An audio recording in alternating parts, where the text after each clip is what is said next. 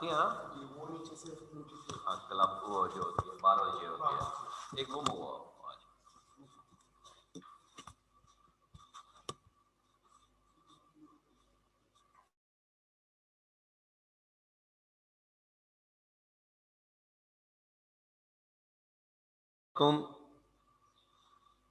बिस्मिल्लाहिर्रहमानिर्रहीम। अस्सलाम वालेकुम बच्चों, आवाज आ रही है?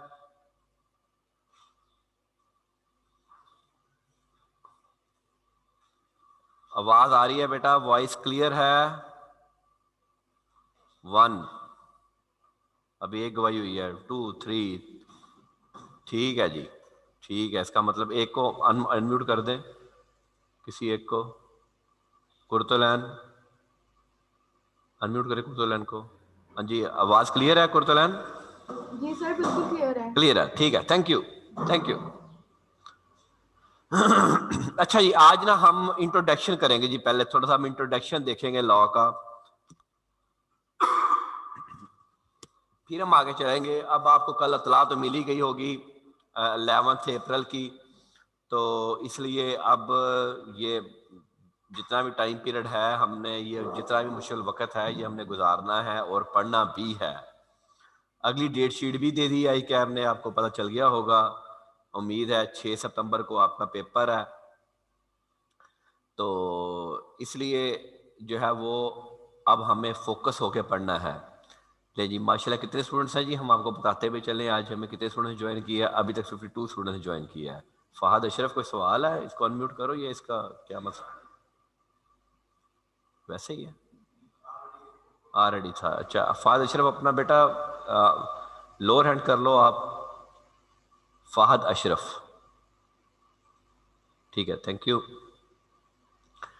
अच्छा जी, अब हम ना इंट्रोडक्शन हम देखेंगे अपने लॉ का, जो इनकम टैक्स ऑर्डिनेंस है। कल हमने उसका ओवरऑल सिलेबस जो है वो डिस्कस कर लिया था। क्या इनकम टैक्स ऑर्डिनेंस 2001 मुल्क में आया, इस मुल्क में एप्लीकेबल हुआ? Answer is no, answer is no. अगर मैं इसकी हिस्ट्री पे चला जाऊं, मैं बहुत पीछे नहीं जाता। हमारा जब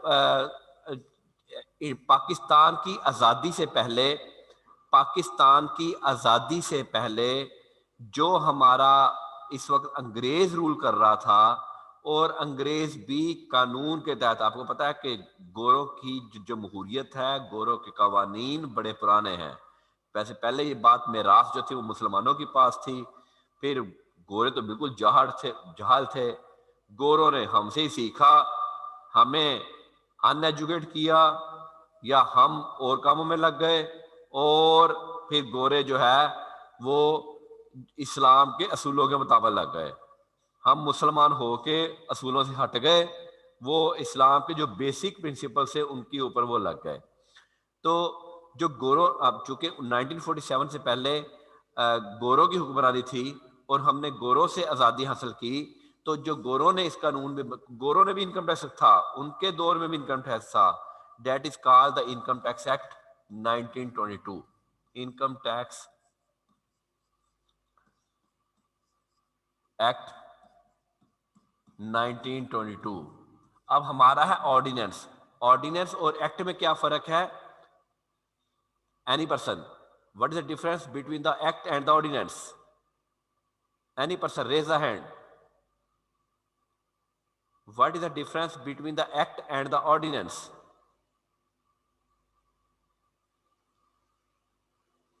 और कोई 52 बच्चों में से कोई हाथ खड़ा कर दे, नहीं अब 58 हो गए हैं। What is the difference between act and ordinance? Asadur Rahman ji, Asad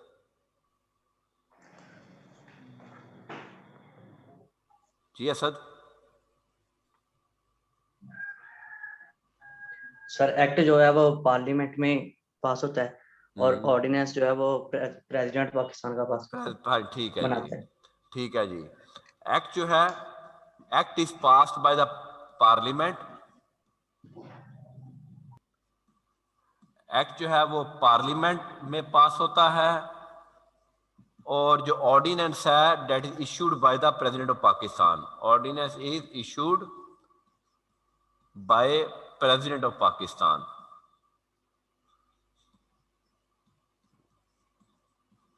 तो तो बात यह है कि गोरों की जो हुक्मरानी है, वो गोरे भी जमहूरियत पे थे, तो उस असेंबलीज जब वजूद में होती है तो जो भी कानून पास पार्लियामेंट करती है उसको एक्ट कहते हैं। जो भी कानून पार्लियामेंट पास करती है उसको एक्ट कहते हैं, और जो सदर इशू करता है उसको ऑर्डिनेंस कहते हैं। तो जब हमारा मुल्क जब पहले ये कानून एप्लीकेबल था, द इनकम टैक्स एक्ट 1922, फिर हमारा मुल्क वजूद में आया, और हमारा मुल्क जो वजूद में आया डेट अगस्त 14 1947 को। उस वक़्त हमारे मुल्क में बहुत सारे और मसले मसाइल थे, और उन मसले मसाइल की वजह से कानून लिखना कोई आसान काम नहीं होता बेटा। कानून लिखना it's not an easy job, it's a very tough job.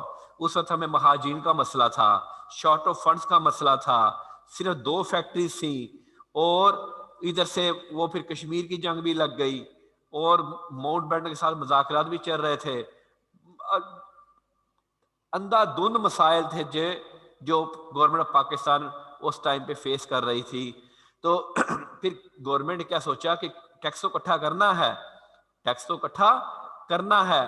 तो गवर्नमेंट ने क्या किया कि जो कानून गोरों ने बनाया हुआ था, same was adopted by the government of Pakistan, adopted by government of Pakistan. उन्होंने कहा जो गोरों ने कानून बनाया हुआ है हम उसी को सेम को अडॉप्ट कर लेते हैं, और चूंकि हमारा मुल्क वजूद में आ गया, तो हमारा मुल्क वजूद में आने के बाद हम उस कानून को कहते हैं कि ये कानून पाकिस्तान पे एप्लीकेबल है। उन्होंने छोटी सी चेंज की कि जो भी कानून बना बनाया, जो बना बनाने का कौन अब नई बातें लिखता रहे, नई बातें पढ़ता रहे, उनका जो है वो हम सेम अडॉप्ट कर लेते हैं। अब अगर इसे थोड़ा हम आगे चलें तो after a very long period of time, after a very long period of time, फिर गवर्नमेंट को महसूस हुआ कि नहीं जनाब, कुछ अब नया कानून बनना चाहिए। नए सिनेरियोज डेवलप हो गए, इरा के साथ साथ चेंज आती है, दुनिया चेंज होती है। अब देखें, हम 1 साल में दुनिया कितनी चेंज हो गई, किसी के वहम गुमान में नहीं था इतनी दुनिया चेंज हो जाएगी। क्या हम जैन में जब चाइना में कोरोना आया तो हम सारे मजाक उड़ा रहे थे, इतनी की मीम्स पाकिस्तान ने बनाई। खैर पाकिस्तान तो अब भी बाज नहीं आते मीम्स बनाने में, तो और लेकिन 1 साल में उसने दुनिया की एंटायरली चेंज करके रख दिया। लोग उठते थे, चलो जी आज दुबई चक्कर लाइए 2 दिन ਲਈ, अब 20 दफा सोचते हैं कि गए तो पता नहीं वापस आना कि नहीं आना, पता नहीं वहीं रहना पड़ जाए। तो अब these are the different problems. हम क्या सोचते थे, हम हाथ मिलाना, मिलना, गले मिलना, हम वी लव टू दैट, हम इसको मोहब्बत की लामत समझते, हमारा माशरा इसको मोहब्बत की लामत समझता है। नहीं यार, दोस्त मिलते थे, फैमिलीज मिलती थी, लेकिन कोरोना ने एंटायरली चेंज कर दिया। तो इरा चेंज होता रहता है। फिर after a very long period of time नया ऑडियंस बनाया गया इन द ज़ियाउल हक के दौर में। आपने मास्टर में पढ़ा होगा पाकिस्तान स्टडीज में, and that is called the income tax ordinance 1979। फिर पिछला एक्ट खत्म हो गया और नया ऑर्डिनेंस वजूद में आ गया, डेट इज कॉल्ड 1979। अगेन यहाँ पे वर्ड ऑर्डिनेंस है। देखिए ज़ियाउल हक जो था, हमारा मुल्क जमहूरियत और मार्शाला की कम्बिनेशन में रहा। कभी मार्शाला आ गया, कभी जमहूरियत आ गई, कभी जमहूरियत आ गई, कभी मार्शाला आ गया। तो ज़ियाउल हक साहब ने भी मार्शल लगाया और उनके दौर में ये कानून बना, और that is called the income tax ordinance 1979।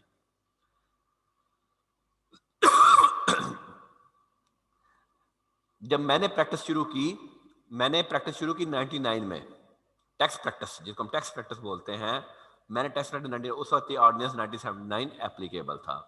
फिर 2001 में आपको पता है 12 अक्टूबर 99 को कोप हो गया, और परवेज मुशर्रफ जो है वो पावर में आ गया, और परवेज मुशर्रफ ने कहा कि मैं अकेला इस मुल्क का चीफ एग्जीक्यूटिव हूँ, मैं अकेला इस मुल्क का चीफ एग्जीक्यूटिव हूँ। फिर उन 22 या 23 साल गुजरने के बाद उन्होंने कहा कि अब नया कानून बनना चाहिए, और फिर नया कानून राइट किया गया, लिखा गया, और उस कानून का नाम बन गया the income tax ordinance 1979, sorry income tax ordinance 2001। ये भी ऑर्डिनेंस था, क्योंकि पार्लियामेंट वजूद में नहीं थी, तो फिर ये भी, इसको भी ऑर्डिनेंस ही कहलाया गया। 2001 में जनरल परवेज अफसर ने इसका साइन ऑफ कर दिया। अच्छा, किसी भी नए कानून की एप्लीकेशन कब होती है? अब ये सबसे बड़ा अहम सवाल है।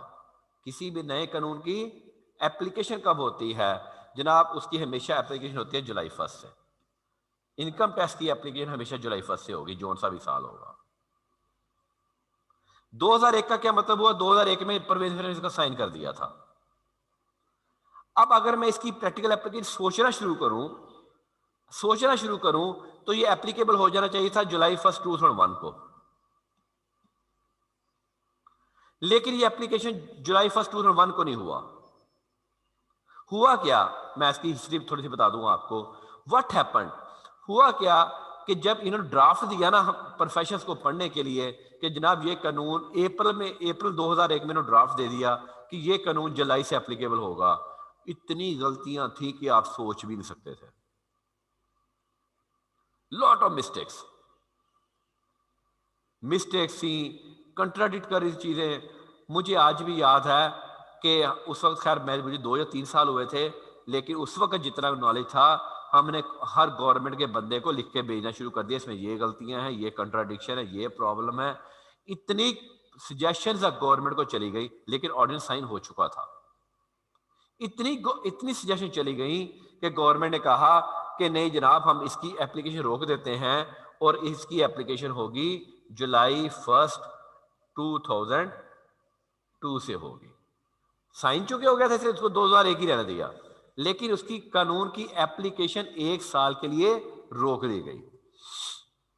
अब अगर मैं इसको सम अप करूं, अगले पेज पे आइएगा। अब इसको मैं सम अप करूं कि up to June 30, 2002 the income tax ordinance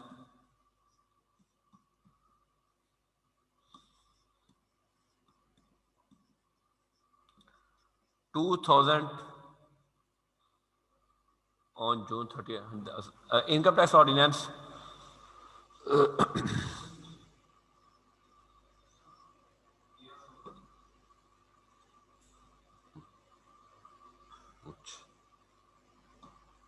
the income tax ordinance 1979 was applicable.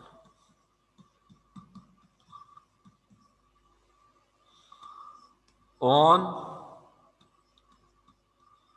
July 1st, 2002, the income tax ordinance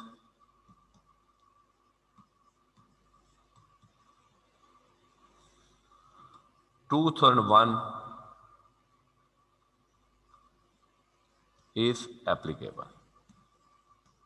जो आज तक आप पढ़ते आ रहे हैं, हेड कानून का सर वही है। सर का मतलब होता है कानून का नाम, इनकम टैक्स। लेकिन क्या आज तक कोई चेंज नहीं है? नहीं, 20 साल में बहुत ज्यादा चेंजेस आई। Lot of changes are there into the income tax ordinance. नया कानून नहीं आया, कानून के अंदर रहते हुए कानून की प्रोविजंस को चेंज किया गया। जब मैं वर्ड्स कानून की प्रोविजन बोलूंगा, जिस तरह हम कुरान की को वर्सेस बोलते हैं, उनको आयात बोलते हैं, इस तरह हम कानून की क्लासेस को हम प्रोविजंस बोलते हैं।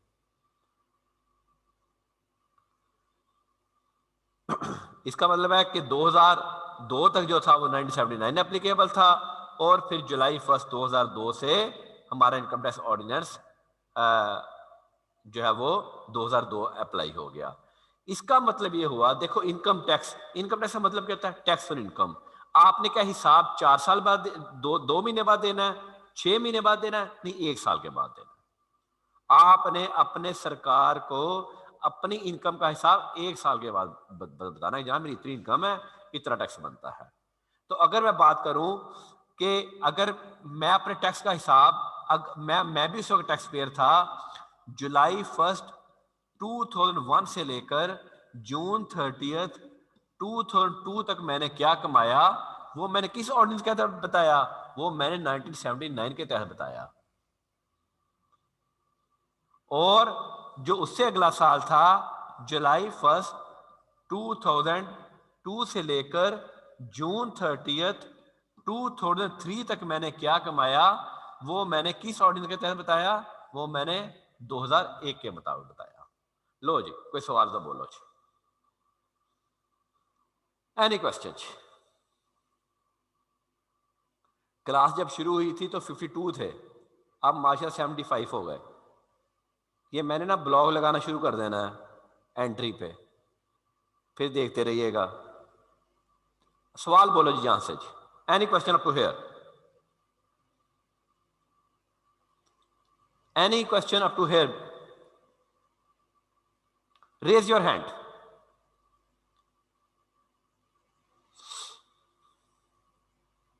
कोई सवाल नहीं है जी। रेयान, हाँ जी रेयान। अस्सलाम वालेकुम सर। पासाम। सर मैंने ये पूछना था, जो इनकम टैक्स रूल्स है 2002 के, वो लॉ के साथ नहीं आते? नहीं, वो बस पहले ऑर्डिनेंस आ गया ना, लॉ के बाद आ गए ना, साथ ही आ गए, वो बाद में आए।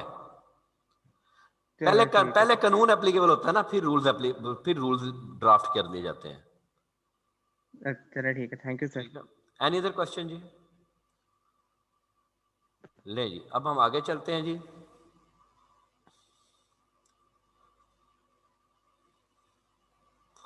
अब हम बात करेंगे इसकी एप्लीकेशन की।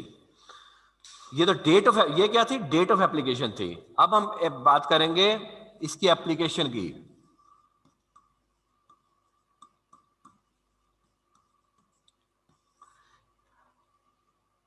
इस लॉ का जो सबसे पहला सेक्शन है, उसमें क्या लिख दिया गया?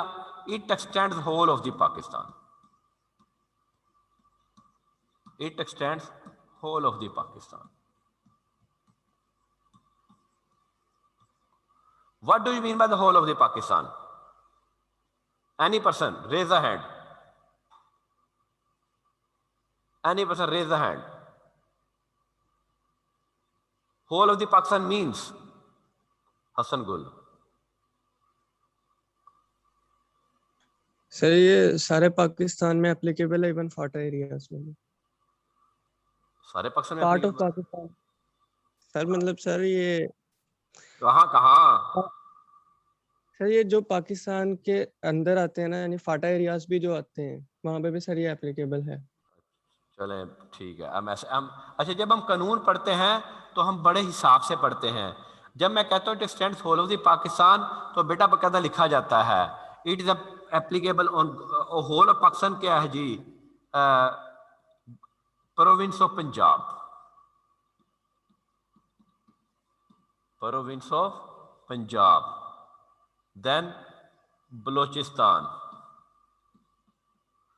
Then Sindh, then KPK, then Islamabad capital territory. Islamabad is not a part of any province. पता नहीं, आपको पता ही नहीं पता है? अच्छा, रही बात फाटा और फाटा की, कबायली इलाकों की, 2018 में आपको पता होगा कि बड़ी मेजर चेंज आई। सरकार ने फाटा के तमाम एरियाज को पाकिस्तान डिक्लेयर कर दिया।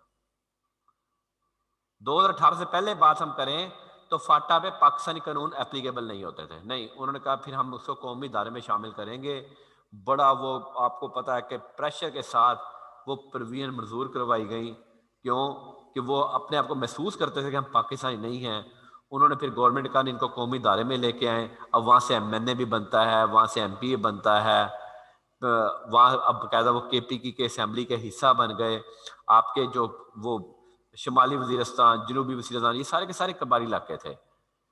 अब हम कहें कि वहाँ इनकम टैक्स ऑर्डिनेंस एप्लीकेबल नहीं है? नहीं, इनकम टैक्स ऑर्डिनेंस एप्लीकेबल है। ठीक है जी। अभी उन्होंने गवर्नमेंट ने अभी उनको कौमी दायरे में जो है वो शामिल तो कर लिया है, लेकिन अभी वहाँ टैक्स की बहुत ज़्यादा एप्लीकेशंस नहीं की गई। अभी उनकी इनकम उन्होंने रिजर्व रखी हुई है कि नहीं यार, अभी वो जाहिर है कि वो लोग जो हैं वो फिर आपका फिर स्पेशल ऑर्डर इशू किया जाता है, एक और स्पेशल ऑर्डर इशू किया जाता है। फिर कहा जाता है कि जनाब ये जो स्पेशल ऑर्डर है ये कश्मीर पे भी एप्लीकेबल है। और फिर गिलगित बिल्तिस्तान पे भी एप्लीकेबल है। ये आपको पता है कि हमारे दो अलहदा, ये तो स्टेट ही अलहदा ना जी, कश्मीर तो स्टेट ही अलहदा है, ये आपका उन्होंने अलहदा एक और इसको भी सूबा कह ले के एडिशन बन गया, ठीक है। लेकिन यहाँ तक सदर भी अपना है, इनका वज़ीर भी अपना है, इनकी असम्बली भी आपको पता है अपनी है। एक अलहदा ऑर्डर इशू किया जाता है कि जनाब ये जो हमने कानून बनाया है ये यहाँ पे एप्लीकेबल है या नहीं है। बाजार हम बात करें तो the income tax ordinance it extends the whole of the Pakistan. Any question? Any question? नहीं, प्रोविजन सेम रहती हैं। प्रोविजंस आपकी तो ऑर्डिनेंस में जो लिख दी गई प्रोविजंस आपकी वही रहती हैं जो कानून में लिख दी गई। एक अलग नोटिफिकेशन इशू किया जाता है कि जनाब ये जो कानून है ये आज़ाद कश्मीर में एप्लीकेबल है, ये जो कानून है गिलगित में एप्लीकेबल है। फिर बाज़ औक़ात उसके अंदर कोई एग्जम्पशन दे दी जाती है। एग्जम्पशन का मतलब होता है इनकम माफ कर देना। एग्जम्पशन का क्या मतलब होता है? इनकम माफ कर देना। उसके अंदर दे दी जाती है कि अच्छा यार इनकी इनकम पे भी टैक्स ना करो। लाइक गिलगित में टैक्स नहीं है अभी, उन्होंने कहा ठीक है ये हमारा हिस्सा जरूर है लेकिन हम इसको अभी टैक्स की एप्लीकेशन यहां पे नहीं करते। एनी क्वेश्चन जी? आज हमने दो चीजें पढ़ी हैं अभी तक, डेट ऑफ एप्लीकेशन और एरिया ऑफ एप्लीकेशन। अच्छा जी, अब यहीं से हम आगे चलते हैं। जब हम कह देते हैं tax extends whole of the Pakistan, तो बेटा कोई भी पर्सन है वो दो तरह की इनकम कमा सकता है। मतलब मैं कहूं कि एक जी मिस्टर ए है, मैं पाकिस्तान में रहता हूं। अभी मैं इसको आगे मजीद डिस्कस करूंगा, अभी मैं बड़ा छोटा स्मॉल कंसेप्ट देने लगा हूं, ठीक है, कि मैं यहां से जो इनकम अर्न करता हूं वो टैक्सेबल है। मैं यहां कॉलेज चलाता हूं, कॉलेज से मुझे कोई इनकम आती है तो वो टैक्सेबल है।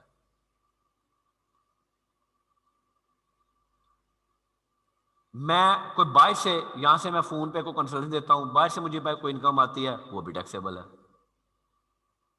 लेकिन ट्रंप की, और ट्रंप तो छोड़ दो, कौन आ गया जी?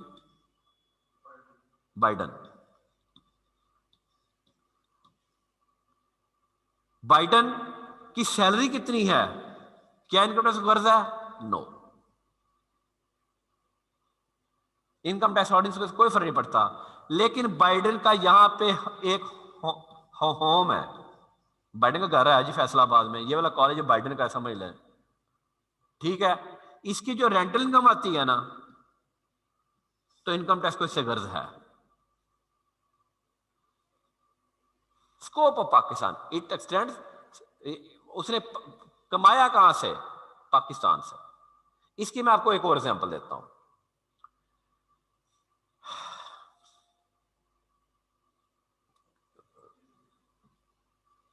इसकी मैं आपको एक और एग्जांपल देता हूं।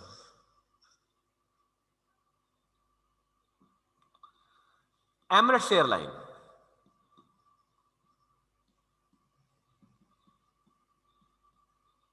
उसे दुबई से फ्लाई किया और लंदन चली गई। इनकम टैक्स ऑडिट को कुछ नहीं लगे, डैम केयर। लेकिन यही एमिरेट्स एयरलाइन ने लाहौर से फ्लाई किया और दुबई गई, तो भाईजान वो यहां से जो मुसाफिर लेके जाएगी हम टैक्स लगाएंगे एमिरेट्स एयरलाइन के ऊपर, because Emirates airline earn the income from the territory of the Pakistan.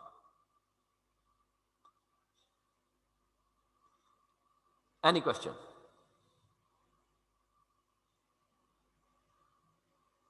Any question?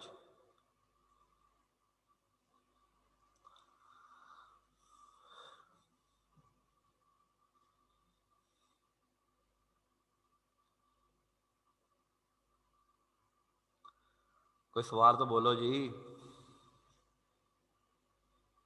बोलते क्यों नहीं यार सवाल? अल्लाह करे इंशाअल्लाह ताला, बड़ी उम्मीद है कि 11 अप्रैल को खुल ही जाएंगे। थोड़ा सा कल ट्विटर से ट्रेंड चल रहा है, शफकत महमूद हमें पढ़ने दो। ये साल पहले तमाम तालिब इल्म नाच रहे थे शफकत महमूद की पपियां ले रहे थे ट्विटर के ऊपर या सोशल मीडिया के ऊपर। अब पता चला अब आप खुद भी तंग हैं और अम्मा अब्बा तो खैर बहुत तंग हैं बच्चों से। जी सुहेबा जवा जी सवा। सर अगर कोई पाकिस्तानी किसी अदर कंट्री में जाके पैसे कमाए 1 मंथ के लिए तो उस पे भी अभी पाकिस्तान के अभी अभी अभी बेटा मैंने बहुत कुछ आगे पढ़ाना, भी हौसला कर लो, ठीक है। जी सर। अभी अभी अभी सिर्फ मैंने एक थोड़ा सा एक आपको टेरिटरी के हिसाब से दिया है। अभी अब आप डेफिनेशन के ऊपर चले गए, अभी मैं आपके सवाल का जवाब दूंगा। इसलिए मुझे कल ही पता था कि मैंने कहा था कि आपके कुछ सवालों के जवाब मैं होल्ड कर लूंगा, ठीक है। अभी आपके ओके सवाल का सर। जवाब नहीं दूंगा, ठीक है। अच्छा जी, अब हम आगे चलते हैं जी। अब हम कानून की थोड़ी बात कर लेते हैं। अच्छा, ये जो आपका इनकम टैक्स ऑर्डिनेंस है ना जी,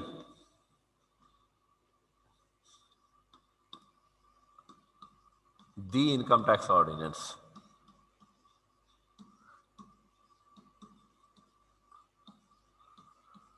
टू 2001,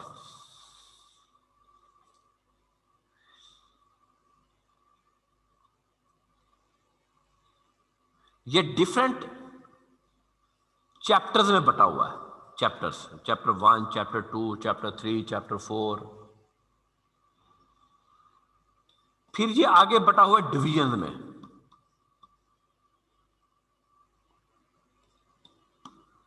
यहां फिर आगे बटा हुआ सेक्शंस में।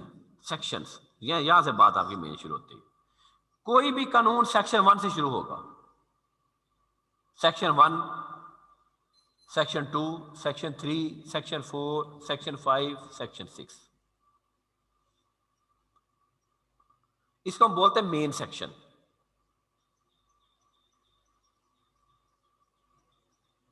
सेक्शन में बटा हुआ है।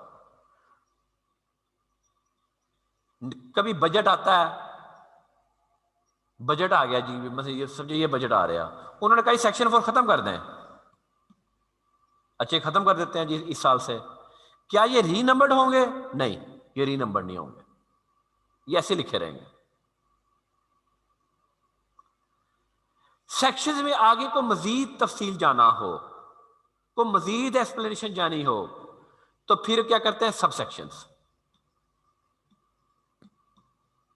सब सेक्शन मतलब ऐसे लिखा जाए 2 into 1, 2 मेन सेक्शन आ गया, आगे 1 क्या आ गया? सब सेक्शन आ गया। फिर 2 into 2, 2 into 3, 2 into 4, ये मेन सेक्शन है।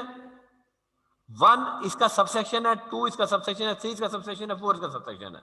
क्या पढ़ेंगे जी?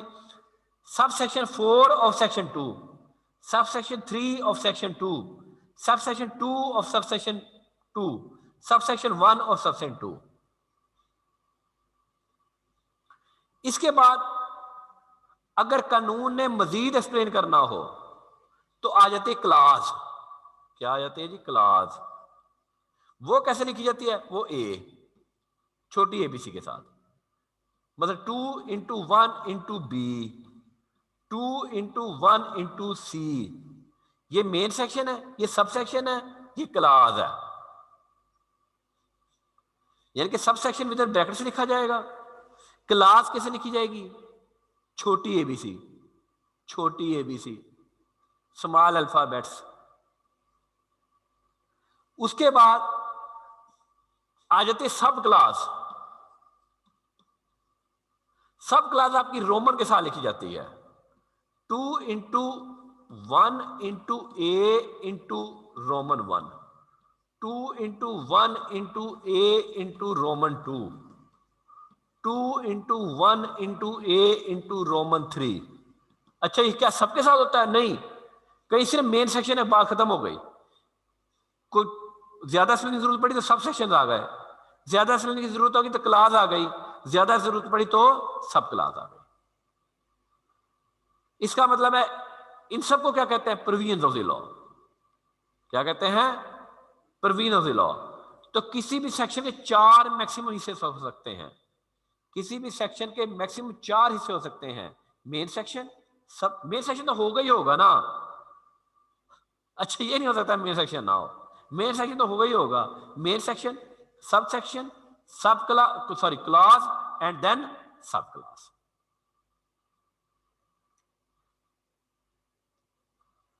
अच्छा, फिर सपोज मसल के सेक्शन चल रहे हैं 1 2 3 4 5 6। गवर्नमेंट को आज जरूरत महसूस है कि ये जो बजट आ रहा है, इस सेक्शन के दरमियान एक मेन सेक्शन आना चाहिए, इस सेक्शन और इस सेक्शन के दरमियान एक मेन सेक्शन आना चाहिए। तो वो गवर्नमेंट पता क्या करती है, 3A।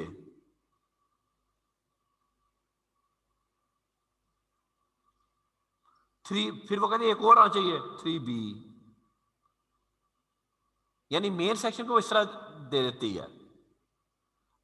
अब हमारा एक सेक्शन है 236, हाँ जी 236 मेरा ख्याल, ये जी 236 ही है। अब 236 से पता कितने सेक्शन है? 236 A से स्टार्ट होता है, Y तक जाता है, यानी कि 236 के 25 सेक्शन है, 25 भी नहीं है, 26 है। एक 236 इटसेल्फ है, फिर 236 A B C D E F G H Y तक चला गया जी। उम्मीद है कि इस बजट में Z भी आ जाएगा। तो बाजार कहने को टोटल नंबर ऑफ सेक्शन जो है वो हमारे 240 है, लेकिन क्या ये 240 है? नहीं, ये 240 नहीं है, 240 से बहुत ज्यादा, 240 से ज्यादा है। नंबर तक आखिर तक 240 तक जाते हैं, लेकिन जैसे यहां देख रहे हैं 230 से 25 सेक्शन तो यही बन जाते हैं। तो ये कंपोजिशन ऑफ द लॉ है, ये क्या है बेटा? कंपोजिशन ऑफ द लॉ है।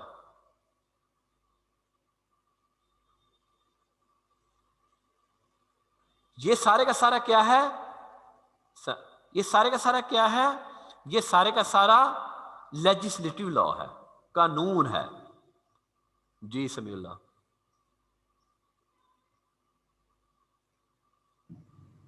सर इसको रीड करना है, दोबारा बता दे कैसे रीड करना है। किस चीज को? सर ये सेक्शंस और सब सेक्शंस एंड क्लास एंड सब क्लास। रीड करें तो क्या ही नहीं, मैं तो आपको समझा रहा हूं बेटा। सेक्शन, सब सेक्शन, क्लास, सब क्लास।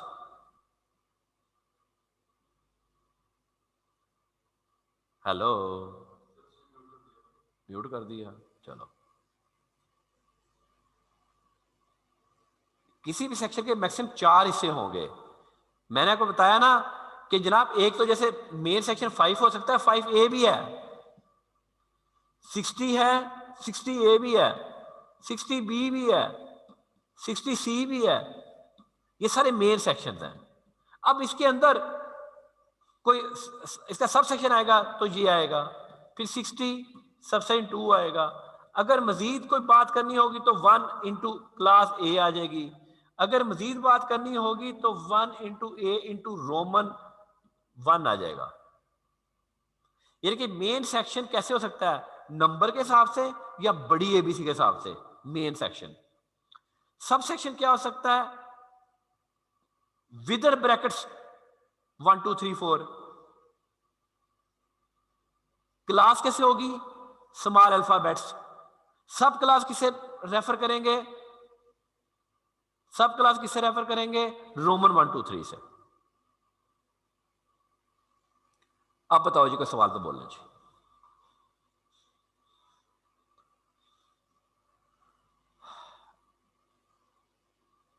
एनी क्वेश्चन जी?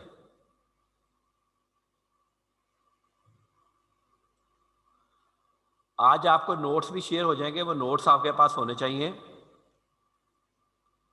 डेफिनेशन के नोट्स शेयर कर देना, ये भी शेयर कर देना, इंट्रो जो है, और डेफिनेशन नोट्स भी शेयर कर देना। ले जी, थोड़ा सा आगे चलते हैं जी।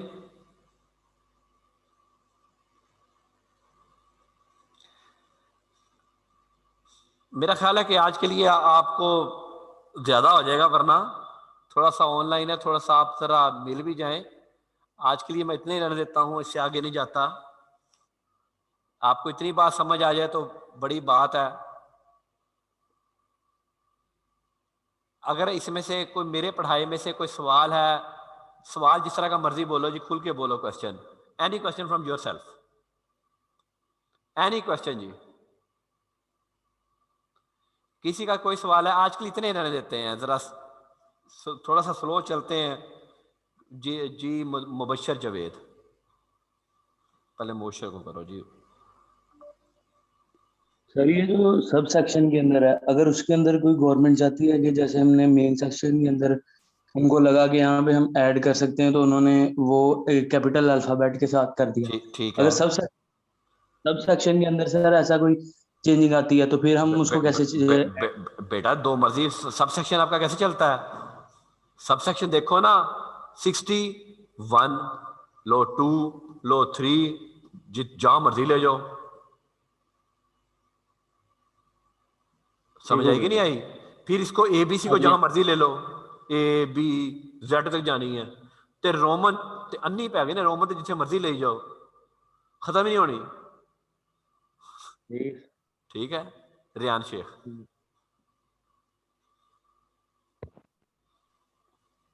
सर पेपर में ये सेक्शंस के नंबर याद करने हैं या नहीं? नहीं बेटा, नंबर नहीं, आपने नंबर नहीं याद करना है।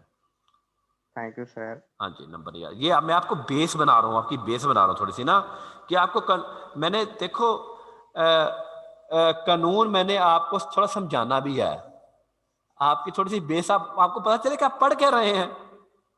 कल को क्लास में बोलूं सेक्शन, आपने पता नहीं केड़ा सेक्शन, बड़ा सेक्शन, छोटा सेक्शन, सेक्शन होता क्या है वो आपका, ये पता नहीं मेरी क्लास के सेक्शन की बात हो रही है। ठीक है समीउल्लाह जी, समीउल्लाह सर ये एक्सप्लेनेशन 60 की होगी, मतलब कि अगर क्या नाम है सब सेक्शन 1 है, क्लास A है, तो हाँ जी। A जो क्लास होगी वो 1 को भी जस्टिफाई करेगा, 60 को भी हाँ जी जस्टिफाई बेटा, ये करेगा। आपस में इंटरकनेक्टेड होती है, तो गवर्नमेंट समझती है कि वहां पे ये चीज आनी चाहिए। अब देखो सैलरी में कोई चेंज है, जरा बात समझो। हम स्टार्ट हमारा शुरू सैलरी से हो जाना है। सेक्शन 12, सेक्शन जो आपका 12 है ना, वो सैलरी का है जी। ठीक है। अब गवर्नमेंट यहां को चेंज चाहती है सैलरी के अंदर, या कोई सेक्शन इंसर्ट करना चाहती है, तो गवर्नमेंट 236 में जाकर डाले, मुझे ये बताओ, वो यही करके डालेगी ना जहां सैलरी एक्सप्लेन हो रही होगी। Yes sir. बात समझे हो? Yes sir. ये नहीं हो सकता कि जहां एक चीज डिस्कस की जा रही है तो उसका को टोटा कोई आगे बहुत आगे जाके कहीं और लिख दिया जाए। नहीं, बात कंटिन्यूटी में चलती है। ठीक है, okay sir. Any other question जी? एनी एक और रेज हैंड हुआ था, सोएब बाजवा। हाँ जी सोएब। सर सेक्शन को रिमूव किया जा सकता है? बिल्कुल किया जा सकता है, यस बिल्कुल किया जा सकता है। गवर्नमेंट कहे कि जी सेक्शन 5 आज से ओमिटेड, तो कानून में ऐसे लिखा आएगा सेक्शन 5 ओमिटेड, और ये भी लिखा जाएगा कब ओमिटेड, क्यों उससे पीछे तो एप्लीकेबल है। सब पे नया सेक्शन 5 नहीं आ सकता? आ सकता है, आ सकता है। मतलब इसको ओमिट किया तो उसके बाद फिर उसकी स्पेस बच गई है, तो बची तो बची, अगर नहीं डालो ना डाले, वैसे रहेगा। लेकिन जी उसकी कंटिन्यूटी में कोई बात कोई और चेंज करे थे, वो गवर्नमेंट सेक्शन 5 इंसर्ट करते, मेरा सेक्शन 5 ओमिटेड रहेगा। जी सर। ठीक है फैसल साहब जी। फैसल सर ये डेलीगेटेड लेजिस्लेशन से लैदा होता है ये लेजिस्लेशन, ये कानून सर?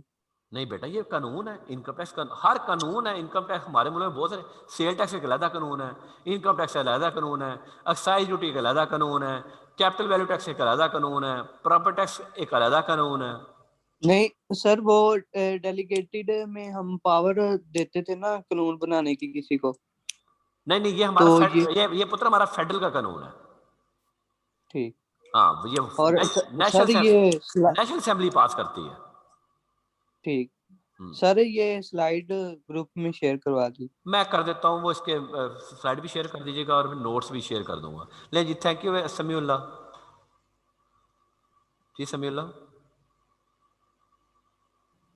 जी सर, बस लास्ट क्वेश्चन है, हमने पढ़ा था कि ऑर्डिनेंस जो है ना वो 120 डेज तक रहता है सर जी, फिर उसको ना नहीं वो दोबारा एक्ट में बेटा वो 120 डेज तक ऑर्डिनेंस तब रहता है जब असेंबली वजूद में हो।